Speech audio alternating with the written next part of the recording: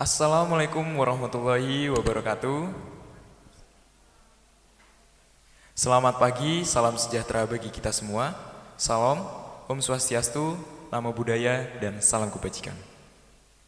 Yang terhormat Bapak Muhammad Suluh SE, CH, CHT, CNLP, MTHT, dan teman-teman yang kami banggakan.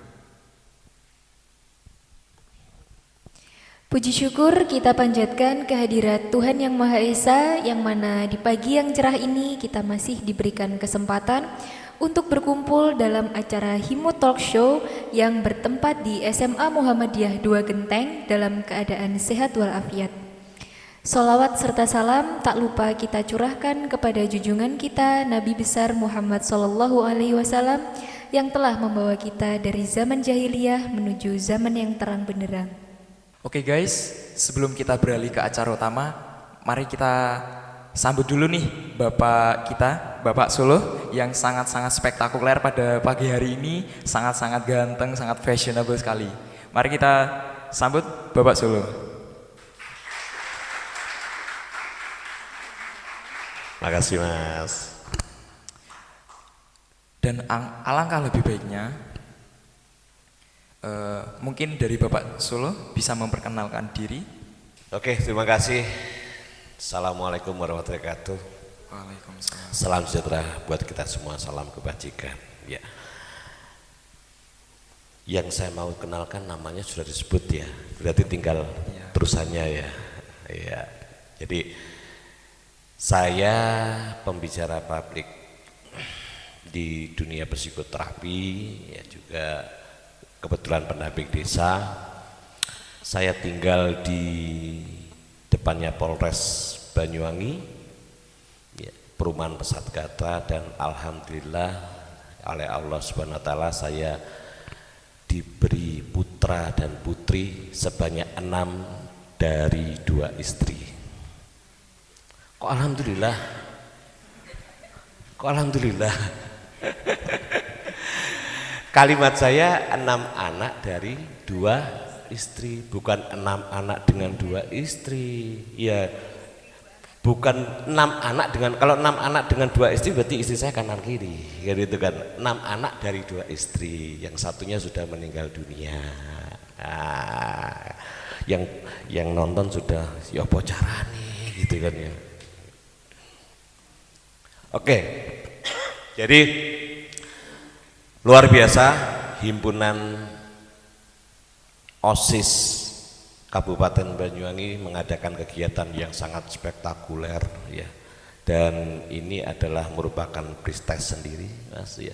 Merupakan penghormatan bagi saya diundang di kegiatan ini, yang jelas nantinya kita banyak sharing. Itu aja perkenalannya dulu.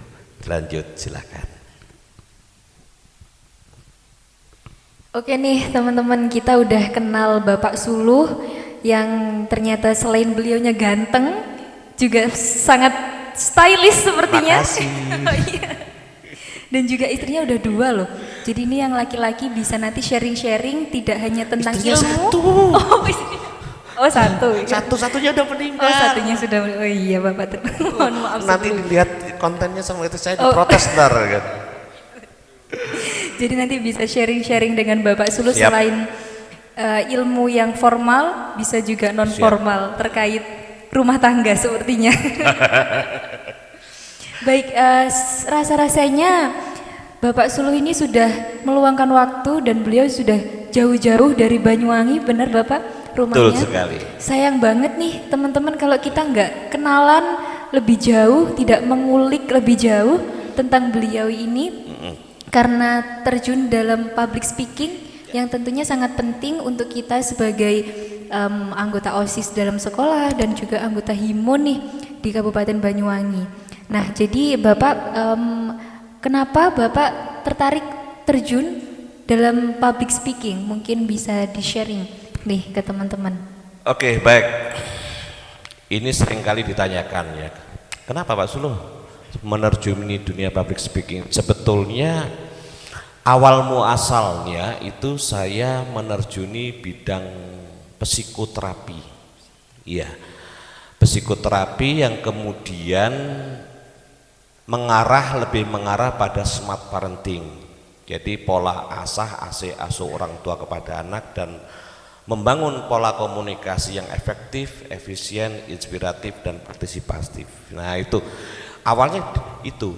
Nah, kemudian ketika saya melihat fenomena sosial, jadi fenomena sosial itu yang saya tangkap adalah fenomena sosial yang kemudian dipersepsikan minor, miring atau negatif oleh kebanyakan orang, ya. Nah, apa itu? Kenakalan remaja, free sex, narkoba, hingga ketika rumah tangga, ya sempatlah ya, kalau data yang sekarang saya nggak tahu, tapi sekitar 3 tahun ke belakang itu Banyuwangi masih ranking 2 se-Indonesia, tapi jangan tepuk tangan, ranking 2-nya karena tingkat perceraian gitu. Nah, ya kan? Iya. Nah, ini yang pada tahun 2010 sampai dengan 2011 saya tertarik nih. Kenapa? What's wrong? Kata orang Madura. Iya kan? Madura agak geser dikit tapi gitu. Ya. Nah, kemudian saya bersama tim kerja ya, teamwork ya, di Geraha Smart Parenting itu memulai penelitian di tahun 2010 sampai 2011. Mengerucutlah bahwa ternyata mulai dari kenakalan remaja sampai perceraian yang saya ceritakan tadi adalah belum optimalnya smart parenting diterapkan di Banyuwangi.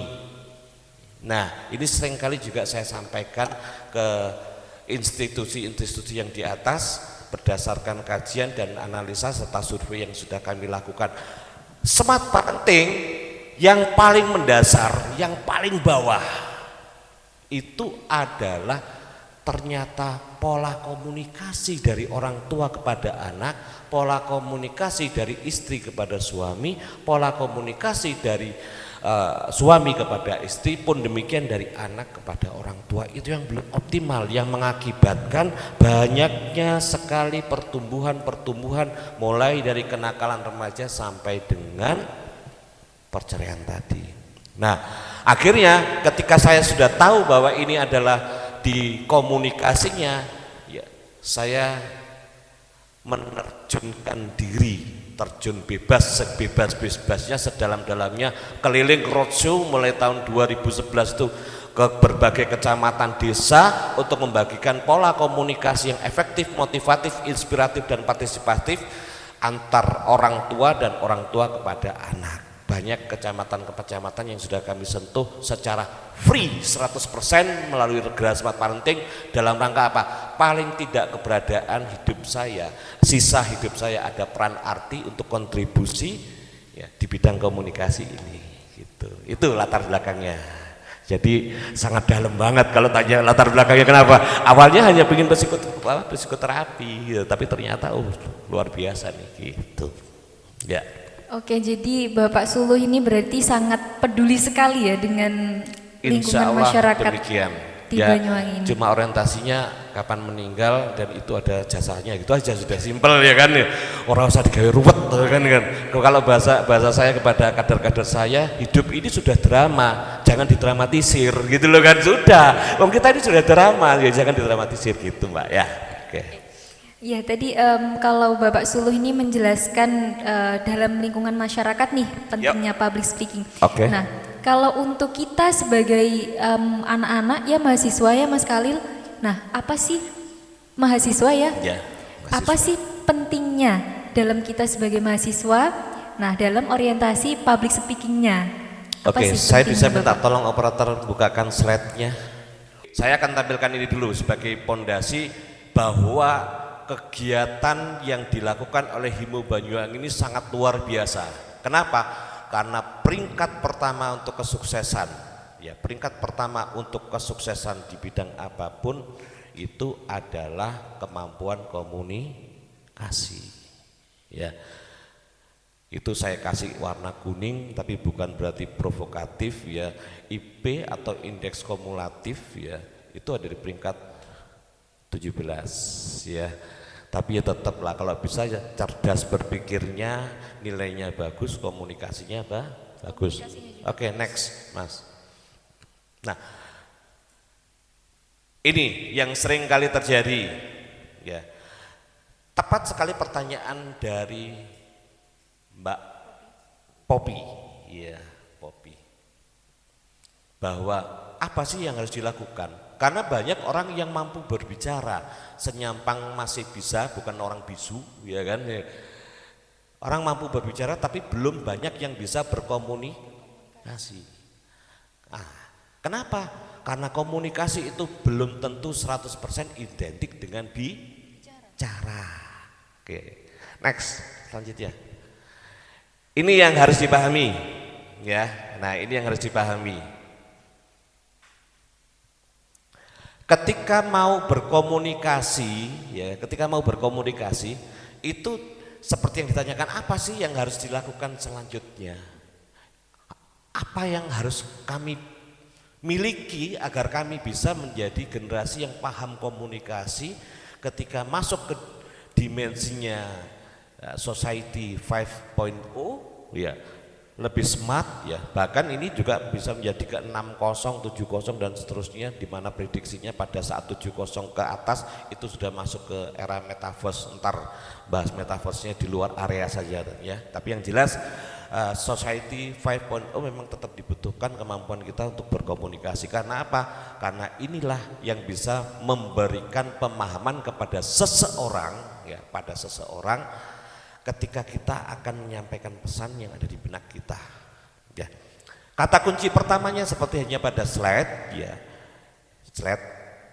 Komunikasi itu dimulai dari bahasa tubuh.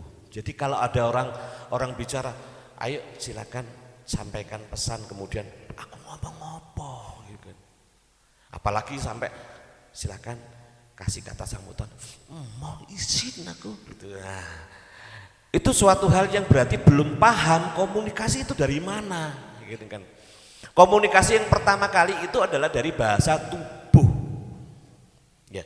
Sebagus apapun kalimat yang kalian rangkai, sebagus apapun kosakata yang kalian bangun, tetapi ketika bahasa tubuhnya belum pas, belum klik dengan kalimat yang disampaikan, maka ya kan, kalimat bagus tersebut akan jatuh.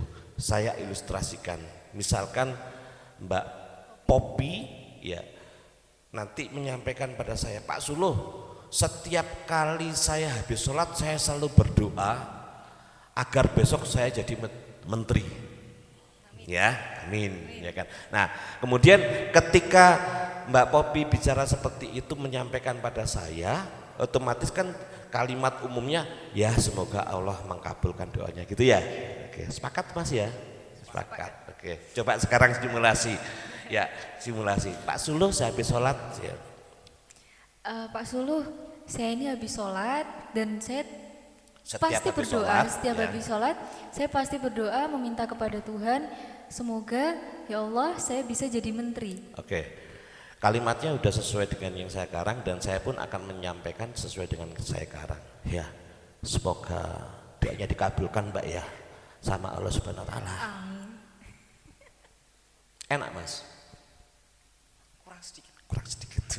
Kayak bumbu aja, kurang sedikit. Kurang micin Oke, ya Mas ya.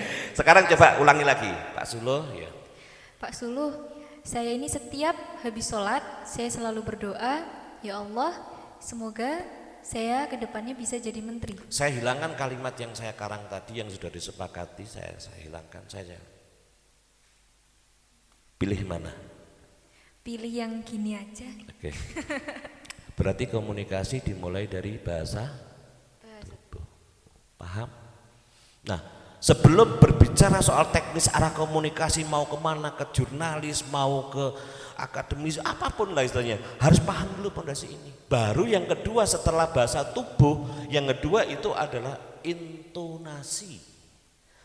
Penekanan satu kata per kata. Misalkan tidak, tidak, tidak, tidak. Apalagi kayak di drama-drama, tidak gitu. Sama kan kalimatnya TIDAK kan gitu kan. Tapi ketika kita kasih tes intonasi akan berbeda. Tidak. Paham? Peringkat yang kedua. Baru yang terakhir yang hanya 7% itu pemilihan kata. Nah, ini bekal ketika Anda mau memasuki, sudah paham nih, sudah ada di era Society 5.0, disinilah belajar dan terus belajar. Ya. Jadi ketika nantinya ngomong apa yang akan disampaikan, paskan bahasa tubuhnya. Kalau ternyata lagi bad mood, lebih baik orang usah ngomong, wajahnya, bahasa tubuhnya, gesturnya dipaskan. Ya, karena peringkat pertama di bahasa tubuh. Lawang misalkan saya tidak tahu SMA 2 Muhammadiyah Gendeng pun, misalkan saya tanya sama Mbak Papi, alamatnya di mana Pak Sula, di mana nih? Ini telepon nih, ya telepon. Kemudian saya baru nyampe ini Mbak, nyampe Singojuru, ini ada patung. Oh terus saja Pak Sulu, pasti gini kan tangannya gini. Terus saja Pak Sulu, nanti di situ ada RTH, terus lagi. Jangan, itu pos kamling bukan sekolah gitu. Pertanyaan saya, Mbak Popi gini-gini saya tahu enggak? Lah ngapain kalau enggak tahu gini-gini kan itu. Artinya apa? Bahasa tubuh itu memang satu kesatuan fitrah kita, dan itulah yang jadi perintah utama. Oke, next. Ada pertanyaan apa nih dari kejelasan saya? Oke, jadi sebenarnya kalau dilihat dari secara umum mungkin Ya. dari pandangan saya, ternyata kebalik ya Pak ya.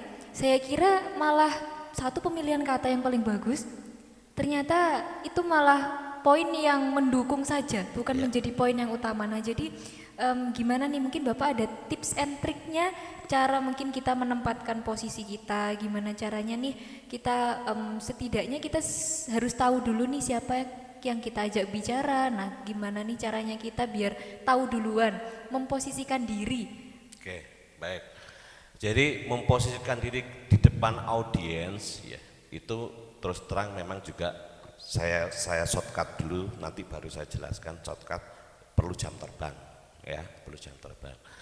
Ketika saya diminta untuk memberikan sebuah materi, pasti saya akan tanya pertama audiensnya siapa, kedua latar belakangnya ya, latar belakangnya apa, ketiga arahnya dari materi itu kemana, keempat durasinya berapa dan sebagainya. Nah dari rambu-rambu itulah saya akan menetapkan bahasa. Artinya kalau saya misalkan ternyata segmentasi atau audiensnya itu ternyata anak-anak SD, saya tidak akan menggunakan bahasa ayo kita bangun korporasi, kemudian waduh ditinggal tidur sama anak-anak SD itu ngomong ngopo Pak Sulu kan gitu. Nah artinya apa? Ketepatan kita berbicara memang sesuai dengan audiens yang ada di depan. Nah kemudian pertanyaan yang menarik nih, bagaimana caranya? Ya, bagaimana caranya? Minimal harus memiliki banyak hal pengetahuan walaupun sedikit temanya. Jadi mau bicara soal kesehatan bisa, mau bicara soal olahraga bisa, mau bicara soal agama bisa, mau bicara walaupun sedikit. Kenapa? Karena dengan sedikit inilah yang akan bisa menjadi pemantik kenyamanan komunikasi dengan audiens yang ada di depannya. Gitu. Kalau pas ada audiens yang anak-anak SMP, SMA, ya saya juga pakai istilah gabut, ya kan gitu kan. Kalau saya bertemu sahabat saya yang senior, saya tidak mungkin gabut bos, waduh paran gobut gitu kan. Nah hal-hal yang demikian ini yang memang harus diperbanyak, pelajari ya, mumpung masih muda. Kalau sempat yang melirik status saya menampilkan ya bannernya ini di status saya, di situ saya mengucapkan terima kasih juga pertama kepada Allah yang jelas, ya kan, Allah Subhanahu Wa Taala, dan yang kedua saya mengucapkan terima kasihnya ya, juga kepada orang tua saya yang pertama masih hidup, yang ibu saya masih hidup, bapak saya sudah almarhum. Nah saya mengucapkan terima kasih karena di masa muda saya diizinkan dolane adoh ngopine akeh, sehingga banyak ketemu banyak orang, banyak pemasukan, banyak pengetahuan. Ketika bertemu dengan siapapun ada pemahaman.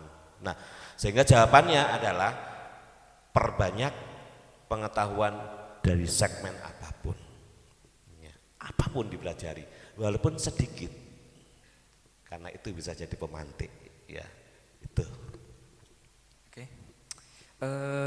Dari Bapak Sulu sendiri, karena mungkin dari saya sendiri juga banyak ilmu yang saya dapatkan dari Himo juga, dari sekolah juga, dari teman-teman juga, dari teman-teman saya di rumah, entah itu di rumah, di sekolah pun saya sudah mendapatkan banyak ilmu. Tapi Pak, yang saya ingin tanyakan, yang benar-benar di hati saya itu agak-agak bergejolak sedikit. Di hati yang paling dalam nih, Paling-paling dalam ini. bukan lobi-lobi kan? Aduh. Untuk langkah-langkahnya ya Pak, Iya. untuk langkah-langkah menjadi public speaking atau belum public speaker yang baik, menurut Pak Suluh nih, bagaimana caranya jadi public speaking yang baik? Oke, jadi public speaking yang baik itu adalah kalau yang namanya public speaking berarti ada sebuah event, ya kita clearkan dulu. Public speaking berarti ada sebuah momen, ada sebuah event, ya. Berbeda kalau yang namanya sama-sama ngobrol, sama-sama bicara, tapi pas lagi nyantai, istilahnya sambil ngopi di warung kopi, beda ya. Public speaking pasti ada momen atau ada event. Itu yang pertama kita samakan dulu persepsinya. Nah, ketika ada momen dan ada event, berarti dengan pertanyaan bagaimana nih agar menjadi public speaking yang baik, public speaker berarti orangnya ya, ya. Tapi bukan toa loh ya. Ya, public speaker yang baik, yang jelas seperti yang saya sampaikan tadi. Saya harus bertanya dulu. Misalkan, Pak Sulu tanggal sekian ada agenda enggak ada. Bisa ngisi acara saya enggak? Saya pasti tanya pertama acara apa? Gitu. Acara apa Bu? Acara parenting, ya, acara PKK, biasanya gitu. Acara PKK. Temanya apa Bu? Ya, temanya tentang parenting. Ya. Kemudian pesertanya berapa Bu? Kira-kira Bu? 50, ya kan? Latar belakang, kira-kira latar belakang dari 50 orang itu pendidikannya apa Bu? Rata-rata aja ya, bukan sensus, rata-rata. SMA Pak Sulu, oke SMA. Kemudian latar belakang aktivitas ibu-ibunya pegawai apa rumah tangga Bu, dan seterusnya lah. Nah, dari data-data itulah yang kalau materi baku Mas, ya materi itu baku. Kenapa saya tanyakan demikian? Sesuai dengan istilah public speaking, berarti berbicara kepada umum, betul ya? Berbicara kepada umum. Nah, berbicara kepada umum itu otomatis agar umum tahu dan menangkap pesan ketika saya menyampaikan, betul ya? Betul. Nah, ketika saya berusaha untuk menyampaikan agar bisa dipahami oleh yang namanya audiens, maka saya harus menyamakan, ya istilah kerennya menyamakan frekuensi, ya. Tapi bahasa gampangnya menyamakan kebiasaan berbicaranya. Oh, SMA banyak ibu rumah tangganya, rata-rata anak 2, ya kan. Kemudian bla bla bla panjang lebar, maka saya menyampaikan. Nah, itu penting Mas. Itu penting. Karena apa? Karena kalau tiba-tiba oke, siap, saya kasih materi, ternyata ternyata yang datang adalah mereka S2 semua misalkan, ya bahasaku terlalu rendah, akhirnya oleh orang-orang yang pendidikan S2, S3 gitu. Wah, Pak Sulu cuma semini aja kan itu. Nah, itu penting, mapping itu penting ya, itu namanya mapping gitu. Nah, tahapan-tahapan itu di awal sebelum eksekusi. Dan agar menjadi perfect ketika kita menjadi public speaking, perlu yang namanya pembiasaan. Pembiasaan itu berarti kita mengulang dan mengulang, betul ya? Nah, pembiasaan ini kalau bertanya, Pak gimana caranya agar saya bisa pede nih, saya pertama kali mau jadi public speaking, ya. Saya tanya sekarang, Mas, kalau ngomong ke anak yang misalkan nih yang ada di depannya ini adalah anak-anak kelas 4 SD, PD? Kelas 4 SD pasti Pasti. pede. Kalau saya naikkan lagi kelas 5 SD, Masih pede. kelas 6 Lumayan. SD Masih. sampai tingkat 3 SMP Sedikit Pak. turun Sedikit berarti. grogi. Kalau kelas 2 SMP 2 SMP mungkin sangat masih confident. ragu-ragu. Kelas 1 SMP Masih. oke sangat. berarti. Nah, Mas apa namanya? Kahlil. Ragil. Kah- Ya. Kahlil. Oh, Kahlil. Kahlil. Ya. Kahlil. Saya setiap malam Jumat kahlilan. Oh, tahlilan itu ya. Ya Allah. Ya, oke, Mas Kahlil. Nah, kelas 4 SD sampai dengan kelas 1 SMP itu adalah segmen belajar Anda ya, untuk membangun percaya diri. Untuk membangun percaya diri. Loh kok bisa? Minta tolong slide-nya dilanjut, Mas. Oke, baik. Itu ada otak kanan dan otak kiri. Ya, otak kanan dan otak kiri. Sesungguhnya ya, kemampuan kita untuk melakukan apapun hingga menjadi profesional. Saya ulangi, sesungguhnya kemampuan kita untuk melakukan apapun sampai menjadi profesional itu adalah karena sudah banyaknya jaring-jaring dari kiri ke kanan dan kanan ke kiri.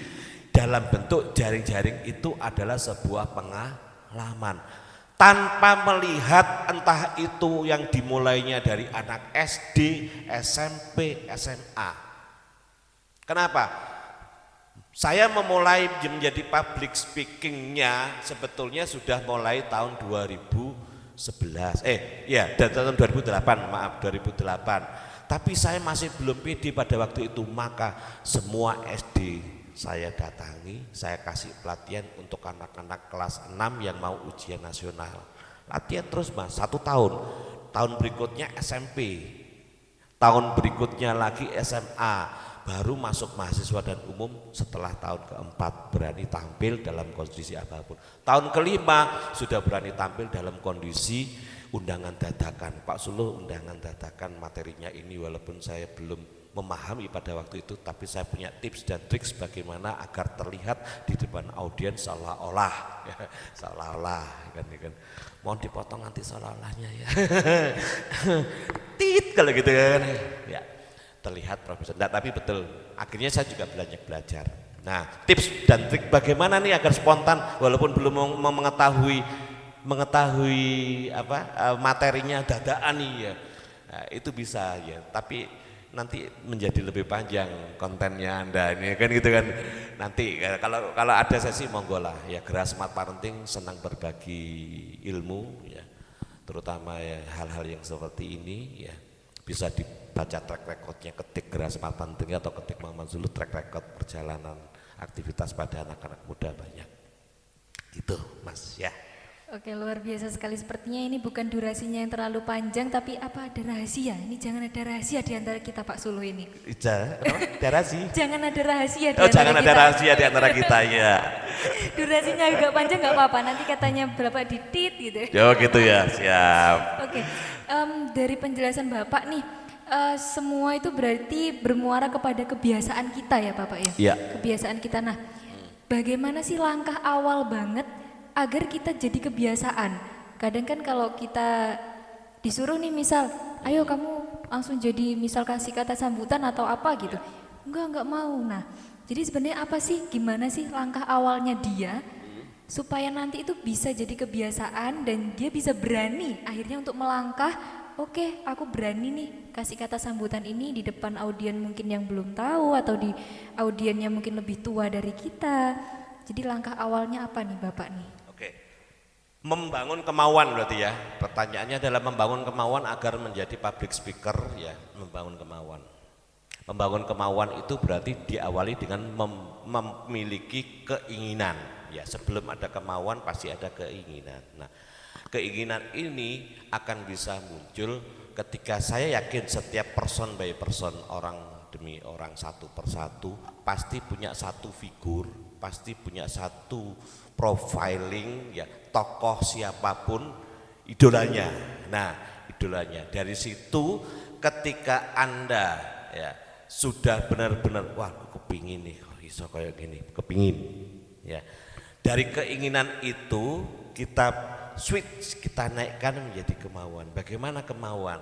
Kemauan ini akan bisa muncul ketika kita sudah percaya diri. Betul? Betul ya? Nah, percaya diri ini akan muncul kalau kita tahu segmen kita mau mulai dari mana, seperti yang saya sampaikan tadi. Gitu. Kalau Mas Halil tadi itu PD-nya dari kelas 4 SD sampai dengan kelas 1 SMP, ya mulai dari situ. Bicara apa Pak? Passion you apa? Profiling kamu apa? Saya punya profiling bicara soal sepak bola, ya sudah. Dari kelas 4 SD sampai kelas 1 SMP ini perbanyak aktivitas-aktivitas yang memicu dan memacu ya, Mas Halil ini untuk berbicara di depan audiens tersebut dengan tema yang dari passionnya dulu, gitu. Passionnya apa dulu? Nah, kenapa? Karena di sini adalah membangun kebiasaan seperti pertanyaan tadi. Nah, kalau digeret saja nih passion saya olahraga nih, tapi saya disuruh ngomong seni, ya sah-sah saja dan wajar-wajar saja ketika yang bersangkutan akan jadi begini. Kesenian itu apa ya, saya kok lupa, tadi sudah saya baca loh, sumpah sudah saya baca, bentar ya saya ngerepek yang tangannya, hihi gitu ya. Nah, kenapa bukan passionnya? Tapi kalau udah passionnya, ya ngomong apapun ya lancar sudah. Nah, yang kita bangun jembatan otak kanan dan otak kiri seperti halnya yang dari gambar tersebut adalah membangun pengalaman, ya. Dan membangun pengalaman itu meniadakan klasifikasi, mau dari TK, SMP, SD sampai dengan terserah ya. Tuh, jangankan yang nyata, yang maya pun dalam bentuk imajinasi kayak gini membayangkan. Saya ngomong di depan publik, saya membayangkan ini sudah membuat sebuah pengalaman. Loh kok bisa? Ranah saya, ranah psikologi yang saya kolaborasikan dengan komunikasi. Terus bagaimana penjelasannya Pak? Konten lain. Nanti kan terlalu panjang, kasihan sahabat saya nanti gitu kan. Lanjut. Untuk selanjutnya Pak, siap. Saya ingin menanyakan sedikit lagi, ya. Sedikit saja, tidak banyak-banyak. Ya. Berapa kilo kira-kira? Kira-kira sini Kalipuro. Oh sini.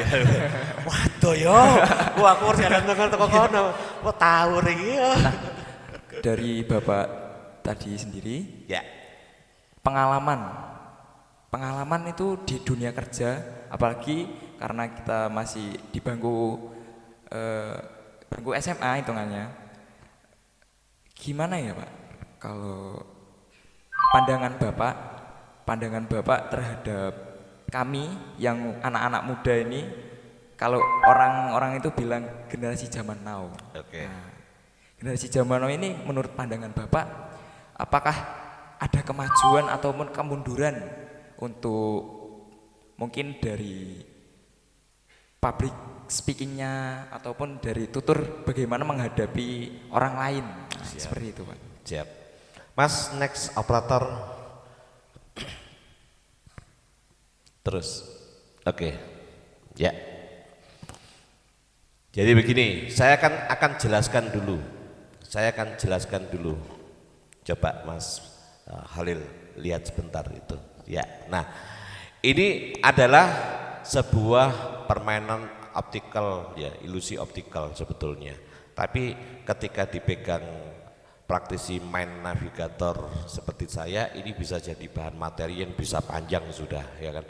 Nah, ini kalau kita melihat lingkaran tengah yang sebelah sana, ya, yang kita sepakati sebelah yang kecil itu sebelah kiri, dan lingkaran tengah yang sebelah kanan, ya, itu seolah-olah lebih besar yang lingkaran tengah sebelah kiri, ya. Nah, itu disebut dengan ilusi optikal, padahal ukurannya sama. Nah, oke, sekarang saya jelaskan apa ini. Tadi Mas Halil bertanya apakah ada kemajuan atau kemunduran. Maju atau mundur itu tergantung pembanding Mas. Ya, tergantung pembanding dan tergantung pada segmennya apa. Kalau kita pakai analogi gambar optical ilusi tadi itu, yang sebelah kiri terlihat besar karena pembandingnya kecil, yang sebelah kanan terlihat kecil karena pembandingnya besar. Ya, oke. Ini agar bisa menjadi sebuah proses pembelajaran kepada siapapun bahwa kita memutuskan besar atau kecil itu tergantung dari mana, gitu kan. Kita lihat dulu. Oke, bicara dengan terkait dengan pertanyaan, apakah ada kemajuan? Kita batasi dulu. Kemajuan di sini adalah kemajuan pola pikir yang terkait dengan IT. Ya, kita batasi. Saya yakin yang hadir di sini ketika saya tanya, ya, dalam 1 minggu apakah ada yang sudah baca koran 2 kali saja? Baca koran 2 kali saja. Ya, saya yakin tidak ada yang angkat tangan gitu. Ya. Dalam 5 jam apakah ada yang sudah membuka otak-atik Android? Saya yakin angkat tangan semuanya, ya kan? Artinya apa? Ya. Gen Z dan di bawahnya gen milenial. Jadi gen milenial dan gen Z. Gen milenial itu generasi milenial dan generasi Z, ya. Itu adalah generasi yang diuntungkan dengan keberadaan teknologi. Nah, kalau sudah demikian, maka berdayakanlah dan bersahabatlah dengan yang namanya teknologi. Teknologi apa? Teknologi informasi dan komunikasi, TIK. Ya, bersahabatlah. Ya. Kalau hanya sekedar buat selfie di Instagram, tit, yo eman mas, gitu loh. Bahkan saya selalu melakukan coaching pada anak-anak SMA, bisa jadi wirausaha sejak SMA. Itu bidang saya di pendamping desa. Ya, anak-anak yang memang di Karang Taruna saya coaching, saya dampingi, saya latih menjadi wirausaha. Kenapa? Karena posisi sekarang ini sudah diuntungkan dengan yang namanya teknologi. Nah, kemudian harus bagaimana nih? Apakah ini kelebihan kita? Ya jelas kelebihan dibandingkan zaman saya. Zaman saya ketika saya masih zaman dengan almarhumah istri saya dulu, kalau saya mau menyatakan lepe-lepe gitu kan, kirim sekarang pakai Pak Pos, seminggu kemudian baru nyampe, gitu kan. Nunggu lagi seminggu kemudian baru dapat jawabannya, baru bisa senyum-senyum, dan itu pun dibaca 100 kali ya tetap senyum-senyum, gitu kan. Karena tidak ada opsi lain, gitu. Kalau zaman sekarang setelah senyum tik ketemu lagi, senyum lagi tik terus WhatsApp dan sebagainya, gitu ya. Nah, keuntungan inilah yang harus ditangkap oleh generasi Anda. Ya, membuat sebuah konten seperti ini sangat amat luar biasa. Kenapa? Apalagi ditunjang dengan yang namanya memahami SEO. SEO itu Search Engine Optimizing. Memberikan sebuah kata kunci di video kita sehingga menjadi bisa berpeluang lebih viral. Ketika orang mengetik sesuatu langsung viral. Bisa. Pak Sulu bisa, kebetulan salah satu usaha jasa saya juga branding dan internet marketing. Sekarang Pak, nanti konten berikutnya, lek gak ngono gak ngundang maneh, kan ngono pancing terus ya kan gitu. Oke, baik. Jadi begitu Mas. Kekurangannya apa? Kekurangannya zaman sekarang ini harus banyak sekali ditambah dengan untuk meningkatkan kecerdasan emosi. Kecerdasan emosi itu munculnya empati, simpati, soft skill dalam bentuk bagaimana kita menyampaikan sesuatu ya kepada seseorang, orang itu paham ya, tanpa sedikit pun ada ketersinggungan. Nah, itu yang harus ditambahkan karena itu hanya ada secara teori di Android. Teorinya pasti ada di Android, di Mbah Google, Mbah YouTube, ada semuanya gitu kan. Tapi prakteknya itu yang harus ada. Boleh jadi langsung inisiatif dirinya sendiri ya, boleh jadi juga ada pendampingan ya. Nah, ini yang harus dilengkapi. Karena apa? Karena dengan seiring kemajuan teknologi, kecenderungannya adalah kecerdasan intelektual, belum kecerdasan emosional. Ada tapi belum optimal, makanya harus diperbanyak. kegiatan berorganisasi seperti ini, kumpul-kumpul dengan teman, ya gunakan menjadi media organisasi, media pemikiran, media tukar pendapat yang bisa untuk memberdayakan seseorang. Memberdayakan seseorang itu bisa jadi meningkatkan pengetahuannya, meningkatkan pemahamannya, sampai meningkatkan finansialnya bisa gitu. Itu namanya memberdayakan, ya. Nah, itu kelebihan dan kekurangan di era sekarang seperti itu. Enso nyantai saja, dinikmati. Ketika sudah paham terkait rambu-rambu yang Pak Sulu sampaikan dan juga nanti disampaikan oleh sahabat saya, pasti teman-teman ini pasti akan bisa survive, bahkan bisa empowerment, berdaya, ya. Iya, Empowerment kok gini boleh ya? saja ya Pak ya. Boleh. Boleh saja ini. Boleh. Boleh saja. Jadi saking enaknya kita ngobrol dengan Bapak Suluh ini, sepertinya teman-teman waktu tidak terasa kita sudah mencapai di penghujung acara ya Mas Kahlil. Saking enaknya kita terlarut dalam Ya, Terlalu larut. Ya. Jadi saya semacam garam gitu ya, yang masuk air jadi larut gitu iya. ya. Nah, jadi mungkin untuk ilmu yang sudah Bapak Suluh berikan sangat bermanfaat sekali untuk kita semua dan tentunya untuk teman-teman semua.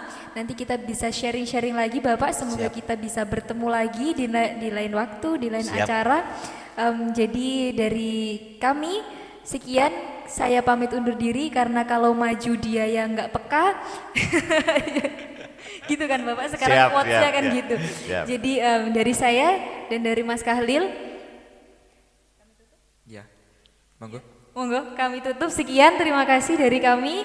Wassalamualaikum warahmatullahi wabarakatuh. Terima Waalaikumsalam kasih banyak Bapak warahmatullahi wabarakatuh. Terima Suluh. kasih.